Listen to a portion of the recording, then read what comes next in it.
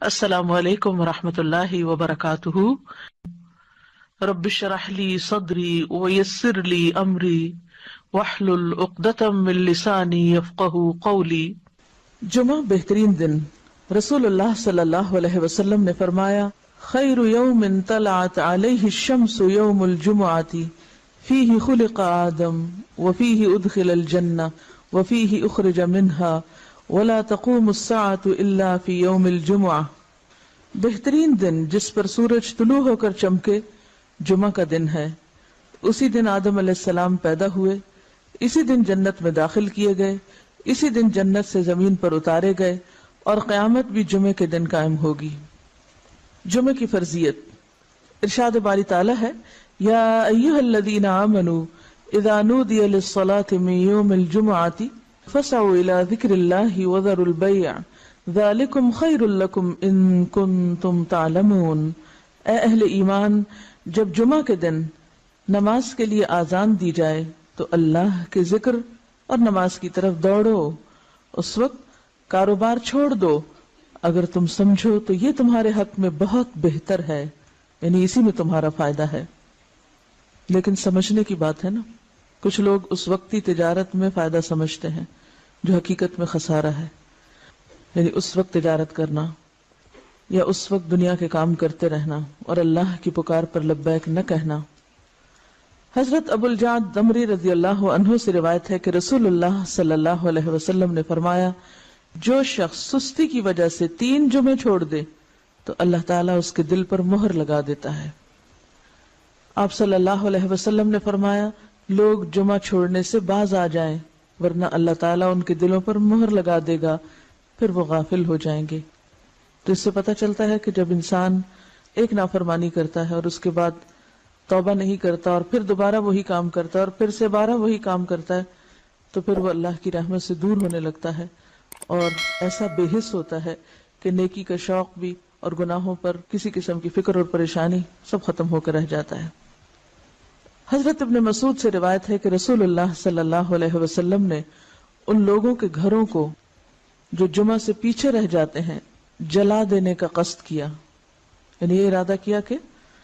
ان کے گھر ہی جلا دیے جائیں۔ جمعہ کا چھوڑنا بہت بڑا گناہ ہے، اس پر شدید وعید ہے، لہذا ہر مسلمان پر جمعہ پڑھنا فرض ہے، اس میں ہرگز سستی نہیں کرنی چاہیے۔ جب خطیب ممبر پر چڑھے اور آذان ہو جائے تو سارے کاروبار حرام ہو جاتے ہیں۔ جمعہ کے متفرق مسائل۔ نمبر 1، رسول اللہ صلی اللہ علیہ وسلم نے فرمایا، جس کا اللہ اور آخرت کے دن پر ایمان ہے اس پر جمعہ فرض ہے۔ مریض، مسافر، عورت، نابالغ لڑکا اور غلام جمعہ کی فرضیت سے مستثنی ہے، یعنی ان پر جمعہ فرض نہیں، اگر چاہیں تو پڑھ لیں، نہیں تو ظہر کی نماز بھی کافی۔ نمبر 2، نبی صلی اللہ علیہ وسلم نے فرمایا، جو شخص جمعہ کے روز خوب اچھی طرح نہائے اور پا پیادہ یعنی پیدل مسجد میں جائے، امام کے نزدیک ہو کر دل جمی سے خطبہ سنے، یعنی ادھر ادھر غفلت کے ساتھ نہیں بلکہ پوری توجہ کے ساتھ اگلی صفوں میں بیٹھ کر، اور کوئی لغو بات نہ کرے، تو اس کو ہر قدم پر 1 برس کے روزوں کا اور اس کی راتوں کے قیام کا ثواب ہوگا۔ یعنی اتنا فضیلت والا عمل ہے اگر کوئی شخص پوری توجہ اور محبت اور شوق کے ساتھ کرے۔ حضرت سلمان فارسی رضی اللہ عنہ سے روایت ہے کہ رسول اللہ صلی اللہ علیہ وسلم نے فرمایا، جو شخص جمعہ کو نہائے اور جس قدر پاکی حاصل ہو سکے کرے، یعنی اپنے جسم کی بھی صفائی، اپنے بالوں کی، ہر چیز کی، پھر تیل یا اپنے گھر سے خوشبو لگائے جو بھی میسر ہو، یعنی تھوڑا اہتمام کے ساتھ نکلے، اور مسجد کو جائے، وہاں 2 آدمیوں کے درمیان راستہ نہ بنائے، یعنی لوگوں کی گردنیں نہ پھلانگے یا ان کو پریشان نہ کرے آگے جانے کے لیے، یعنی جہاں جگہ ملے وہیں بیٹھ جائے، پھر اپنے مقدر کی نماز پڑھے، پھر دوران خطبہ خاموش رہے، تو اس کے گزشتہ جمعہ سے لے کر اس جمعہ تک کے گناہ بخش دیے جاتے ہیں۔ اب یہاں پر گناہوں کی بخشش کس چیز کے ساتھ منسلک ہے کہ انسان اپنی ذات سے کسی کو تکلیف نہ دے، یعنی صرف اتنا نہیں کہ آپ خود شوق سے چلے ہیں نیکی کرنے، عبادت کرنے، اور اپنے شوق میں دوسروں کے لیے باعث اذیت ہیں، ایسا نہیں ہونا چاہیے۔ رسول اللہ صلی اللہ علیہ وسلم نے فرمایا، جو شخص غسل کر کے جمعہ کے لیے آتا ہے اور خطبہ شروع ہونے تک جس قدر ہو سکے نوافل ادا کرتا ہے، پھر خطبہ جمعہ شروع سے لے کر آخر تک خاموشی کے ساتھ سنتا ہے تو اس کے گزشتہ جمعہ سے لے کر اس جمعہ تک اور مزید 3 دن کے گناہ معاف کر دیے جاتے ہیں۔ حضرت عبداللہ بن عباس رضی اللہ عنہ فرماتے ہیں مسجد نبوی کے بعد جو سب سے پہلا جمعہ پڑھا گیا وہ بحرین کے گاؤں جوافہ میں عبد القیس کی مسجد میں تھا۔ اس سے کیا پتہ چلتا ہے کہ جمعہ صرف بڑے شہر میں نہیں بلکہ گاؤں وغیرہ میں بھی پڑھا جا سکتا ہے، یا جہاں بھی لوگوں کی آبادی ہو اکٹھے رہتے ہوں وہاں پر جمعہ پڑھنا چاہیے، یہ جمعے کا اہتمام کیا جانا چاہیے۔ یہاں اس موقع پر میں یہ یاد دہانی آپ کو کرا دوں کہ جن خواتین کے لڑکے ہیں خاص طور پر ان کو، اپنے شوہروں کو، اپنے مرد رشتہ داروں کو یہ احادیث ضرور پڑھوا دیں یا ان کو یاد دہانی کرا دیں تاکہ وہ اگر جاتے بھی ہیں جمعہ پڑھنے تو شوق سے جایا کریں اور ان آداب کا خیال بھی رکھیں جو رکھنے چاہیے۔ اسد بن زرارہ نے نقی الخدمات کے علاقے میں بنو بیازہ کی بستی حزم النبیت جو مدینہ سے 1 میل کے فاصلے پر تھی اس میں جمعہ قائم کیا۔ حضرت عبداللہ بن عمر مکہ اور مدینہ کے درمیان بسنے والے لوگوں کو جمعہ پڑھتے دیکھتے تو اعتراض نہ کرتے۔ نمبر 4، حنین کے دن بارش ہو رہی تھی تو رسول اللہ صلی اللہ علیہ وسلم نے اپنے منادی کو حکم دیا آج اپنی اپنی قیام گاہوں میں نماز پڑھنے کا اعلان کر دو، اور وہ جمعہ کا دن تھا۔ یعنی اگر بارش کا موسم ہو اور جانے میں تکلیف ہو تو ایسی صورت میں پھر ظہر کی نماز گھر پہ پڑھی جا سکتی ہے جب نکلنے میں حرج ہو۔ حضرت ابو ہریرہ سے روایت ہے کہ نبی صلی اللہ علیہ وسلم نے فرمایا آج کے دن 2 عیدیں عید اور جمعہ اکٹھی ہو گئی ہیں، جو شخص صرف عید پڑھنا چاہے اسے وہ کافی ہے، لیکن ہم عید اور جمعہ دونوں پڑھیں گے۔ یعنی اگر ایک ہی دن میں 2 چیزیں ہوں تو ایک کی رخصت ہے، یعنی عید پڑھنا کافی ہے، جمعہ جو ہے اس کی بجائے ظہر کی نماز بھی پڑھی جا سکتی ہے، لیکن آپ صلی اللہ علیہ وسلم نے پھر بھی دونوں چیزوں کو پڑھنا پسند فرمایا اگرچہ سہولت رکھی۔ عبداللہ بن زبیر رضی اللہ عنہ کے زمانے میں جمعہ کے دن عید ہوئی تو انہوں نے نماز عید پڑھائی، جمعہ نہ پڑھایا۔ اس واقعے کی خبر ابن عباس کو ملی تو انہوں نے فرمایا ان کا یہ عمل سنت کے مطابق ہے۔ نمبر 6، رسول اللہ صلی اللہ علیہ وسلم نے فرمایا اگر گنجائش ہو تو جمعہ کے لیے روزانہ استعمال ہونے والے کپڑوں کے علاوہ کپڑے بناؤ۔ یعنی اگر گنجائش ہو اور آسانی ہو اور سہولت ہو، اس سے یہ مطلب نہیں کہ ہر ہفتے نیا جوڑا سلوایا جائے، اس کا مطلب یہ ہے کہ جمعے کا جوڑا مخصوص بھی رکھا جا سکتا ہے، ٹھیک ہے، نہیں ایک دفعہ آپ نے سلوا لیا،